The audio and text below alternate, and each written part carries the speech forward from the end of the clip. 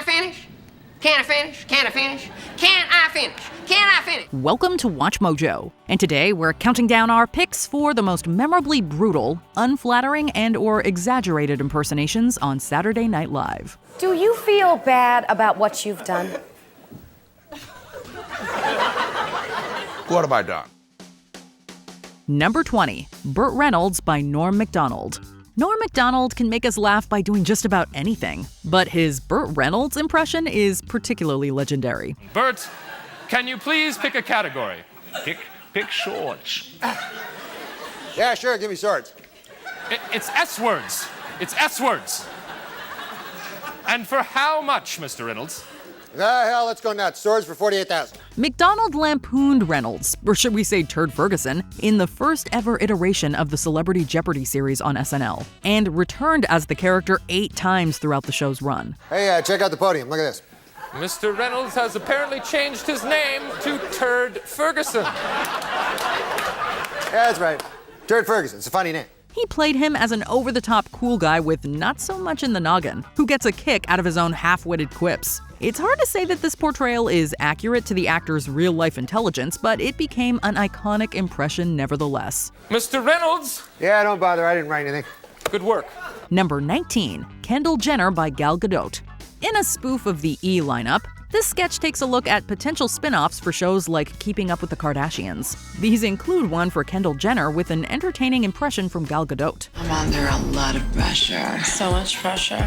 You're prettier than me. No way. You're so much prettier than me. Wait, which one am I?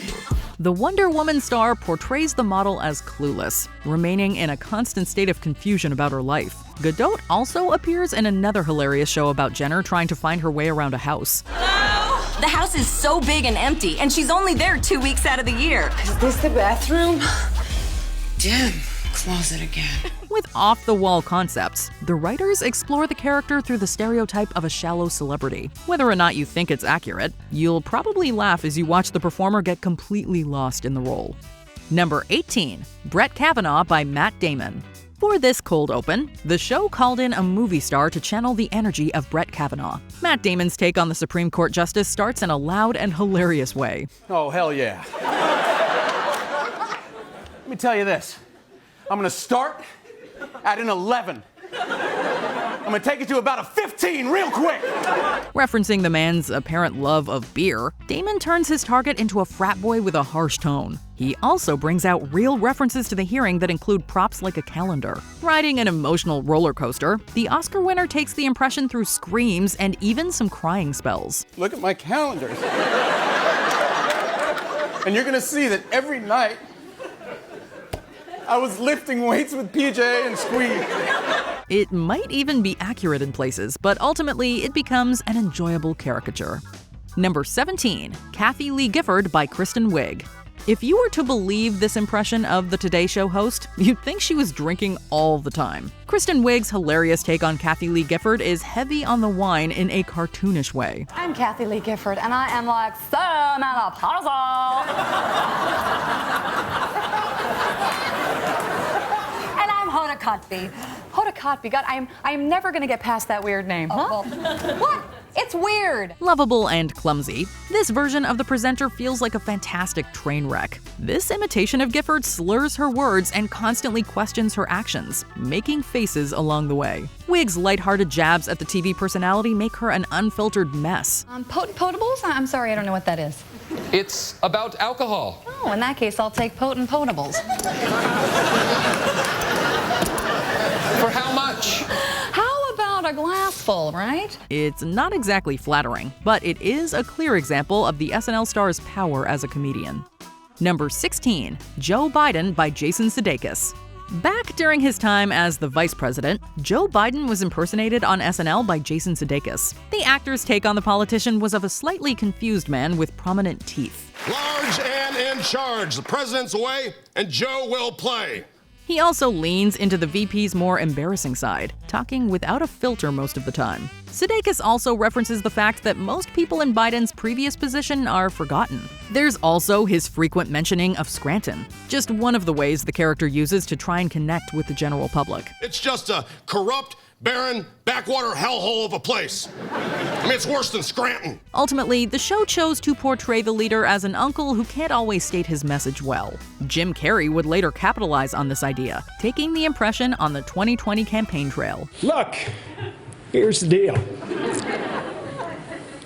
Nope, lost it. Come back to me. Number 15, Hillary Clinton by Kate McKinnon. For the 2016 campaign season, Kate McKinnon brought out a killer Hillary Clinton impersonation. I'm sure I will face some stiff competition from my fellow Democrats. People like Martin O'Malley, who could really give me a run for my money. The caricature delves into the politicians' attempts to connect with the youth vote. This includes campaign announcements and advertisements, most of which give off an awkward mom energy. There are also debates against the likes of Alec Baldwin's Trump that devolve into rants from McKinnon's Clinton. And then I was Secretary of State, and I don't know if you've heard this before. We have. But I was instrumental in taking down a man by the name of Osama bin Laden. The performer always knocks it out of the park with excellent comic timing. Whether she's about to freak out or trying desperately to hold it together, this take on the former Secretary of State is obsessed with winning the presidency. Number 14, Julia Child by Dan Aykroyd. For those that love Dan Aykroyd, they might not have originally envisioned him as Julia Child. The performer provides a funny spoof of the chef's cooking show. Welcome! I'm Julia Child. Today we're going to make a holiday feast, or les fêtes d'holiday, and we're going to start with half-bone chicken. Instead of showing her as a cooking expert, Aykroyd plays her as a clumsy TV personality. He puts on a wig and a dress, creating an outrageous take on Child's voice. The best part of the interpretation comes when a knife chops part of the host's hand. Now I've done it. I've cut the dickens out of my finger. Well, I'm glad in a way this happened. With blood flying everywhere, the comedian has no fear of making his real-life counterpart look crazy. This doesn't stop the sketch either, as the SNL legend brings some physical comedy to this impression. Number 13, Ross Perot by Dana Carvey. Dana Carvey's expertise with impressions gives this take on Ross Perot a memorable quality. He definitely nails the voice, while also turning up the dial on the presidential candidate's unique mannerisms. Now, I want to focus on the issues in this campaign, but it seems these people in the press want to focus on my business practices or some fella I might have fired or my physical appearance, my ears. The character can turn any campaign speech into a one-man show with wild proposals and metaphors. In any situation, this version of Perot provides hilarious observations about anything and everything. He even appears in a Halloween sketch where he criticizes kids in their costumes, showing that there's absolutely no barrier between what he thinks and what he says. If you're a witch, where's your broom? We just want some candy. I asked you a question. A witch rides a broom. Where's your broom? No broom, no candy. Goodbye. Carvey once again proves that an exaggerated accent and even some dancing go a long way. Number 12, Barbara Walters by Gilda Radner. In the first several seasons of the show, Gilda Radner impersonated legendary interviewer Barbara Walters. Well, technically she's called Baba Wawa, but we all know who she's parodying. Hello, I'm Baba Wawa, and welcome to Baba Wawa at Watch. We are indeed lucky to have as our guest tonight. This version of the presenter makes for an over-the-top and enjoyable experience every time. Radner gives Walters a unique way of pronouncing certain consonants, making every interview segment extra interesting. This comes out with interviewees that range from Henry Kissinger to Marlene Dietrich. Tell us your secret of perpetual youth. I get massaged regularly, and I have had everything lifted. You mean you've had your legs lifted? Everything. The SNL cast member wears a smile through every sketch as she plays the journalist like a cartoon. You could call it more of a mean caricature, but it's such an exaggerated character that you have to laugh. Number 11, Bill Clinton by Phil Hartman. Arguably one of the most versatile performers in SNL history, there is nothing Phil Hartman couldn't do. We simply must draw the line somewhere. We cannot pay for everything. For example, cooties are covered, but not the heebie-jeebies. His run as Bill Clinton in the 1990s is full of gems that are still quoted today. Spoofing the president's relationship with his wife, Hartman's performance exaggerates the Bill and Hillary dynamic with comedic results. Is that about it? So far, yeah. Oh, boy. He's able to use the politician's charisma and use it against people like in the famous McDonald's sketch. This version of Clinton loves fast food and slick speeches that seem to be all jumbled together. The comedian utilizes all of the best cliches about politics, giving this interpretation an inflated ego and a speech for any occasion. Number 10. Justin Bieber by Kate McKinnon. Yes, this impersonation is savage, but McKinnon's self-professed method behind pulling off the perfect Justin Bieber impression isn't exactly a compliment to the singer either. It's looking like a puppy who just piddled and is sort of sorry about it. Both the physicality of the role and the dialogue are hilarious to watch, as McKinnon nails the young pop star's cockiness with pouts and poses, while perfectly undercutting that image with some particularly childish lines and actions. Steve, I don't party as much because I'm a man now. I got like 5 little mustache hairs, and I'm bringing them all for you, girl. It might be an exaggerated impression, but it's absolutely without fault from a comedic standpoint, proving once again that McKinnon's comedy skills know no bounds. I couldn't afford a hotel room because I'm like a poor carpenter or something. I don't know. Number 9. Kanye West by Chris Redd. All eyes turned to SNL when we learned of Kanye's meeting with the 45th president, and boy did they deliver. Yeah, that's right. I flew here using the power of this hat. Chris Redd had big shoes to fill in taking over this role from Jay Pharoah, and he did not disappoint. His impression is uncanny, perfectly capturing everything from Kanye's intonation and mannerisms to the unpredictability of what he might say or do next. And I don't want to brag, bro. I don't want to brag, but I really have a high IQ. I'm a stable genius. I got a big brain, and I got the best words. SNL didn't have to look too far for inspiration for this sketch either, as the material pretty much writes itself. However, Redd's hilarious impression just reminds us that a chat with Ye can be a tad surreal. Number 8. Kellyanne Conway by Kate McKinnon. SNL may have been ruthless with their Kellyanne Conway impression, but there's no denying it got people talking. I love Trump and I believe in Trump, and the reason I joined his campaign is because I thought that he's going to be president for all people. Really? That's really what you thought? Yes, that's what I thought. Kellyanne has the tiresome job of excusing all of President Donald Trump's outrageous behavior, and McKinnon does an impeccable job of dodging questions and inventing her own narrative, as Conway often seems to do. Audiences have seen the job take its toll on McKinnon's Kellyanne over the last few years, culminating in a Fatal Attraction-style sketch that some claim went a step too far. What if I do a free commercial for Ivanka's shoes? Live on air. But if anyone sums up the media madness surrounding the Trump administration, it's Kellyanne Conway, and McKinnon has her down to a T. Okay, so Puerto Rico actually was worse before Hurricane Maria, and the hurricane actually did blow some buildings back together, and I don't know why Elizabeth Warren won't tweet about that. Number 7. Janet Reno by Will Ferrell. This one has a weird premise, with Will Ferrell playing the former Attorney General hosting a teen dance show in her basement.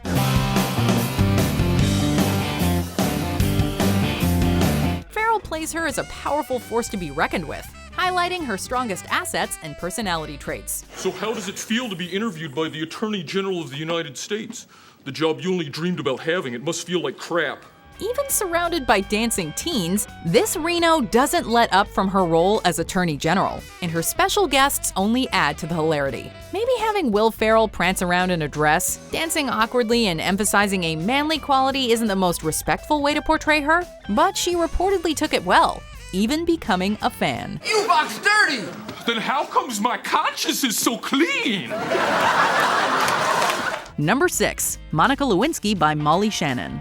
When Monica Lewinsky made headlines in the 90s, SNL decided to turn away from the obvious Lolita parody and instead present us with an immature young lady who simply got caught up in the whirlwind of politics. And I can only give my exclusive interview to one person, I mean, it's not like sex. No. It's not like sex. Not only does Molly Shannon's portrayal of her often collapse into nervous giggling, she also comes across as self-centered, attention-seeking, and not particularly concerned with the consequences. For breakfast, I can have a couple of peaches and a cruller.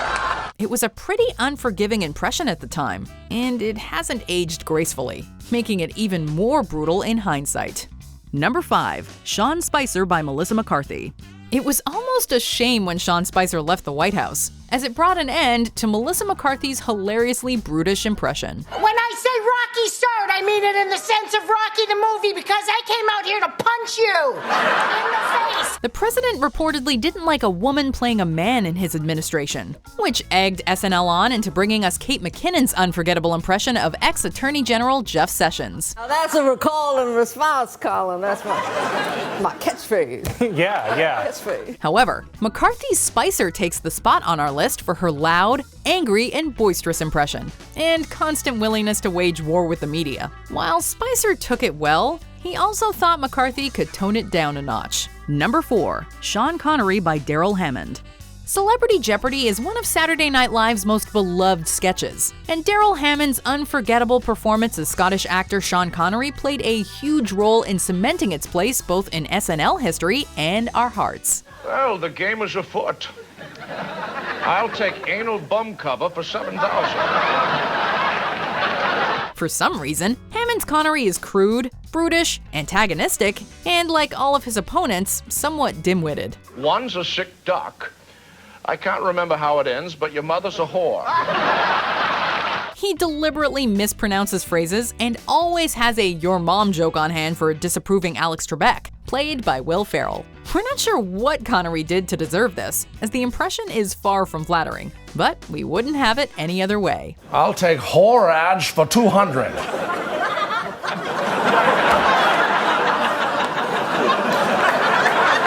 Number 3, Donald Trump by James Austin Johnson. With one of the most impressive performances in recent SNL history, James Austin Johnson has been knocking it out of the park as Donald Trump. His vocal inflections and rambling feel almost too accurate at times, while still being completely silly. Make no mistake, what the radical-led Democrats are doing to me is worse than any crime I've ever committed, and I've committed a lot. Close to 34. It's so precise in those aspects that the over-the-top dialogue almost sounds like actual transcripts. Johnson goes on rants about everything from politics to pop culture, throwing out opinions about celebrities that are especially hilarious. You know what, speaking of new rules, Dua Lipa is one of our best singers.